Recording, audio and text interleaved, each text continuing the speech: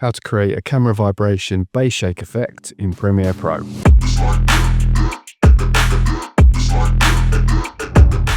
So here we are in Premiere Pro with some footage and some music. The first step is to create an adjustment layer and add it to the timeline where the bass kicks in. From there, go to Effects, type in Directional Blur, and then drag that to the adjustment layer.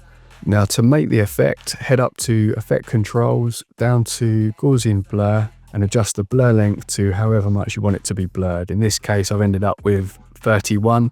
So we can now see the effect on the image, but it's static and we need to stutter it.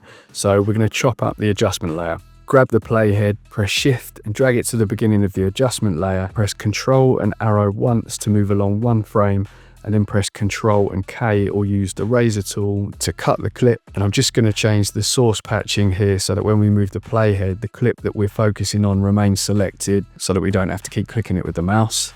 So same again, repeat the step to make a few cuts.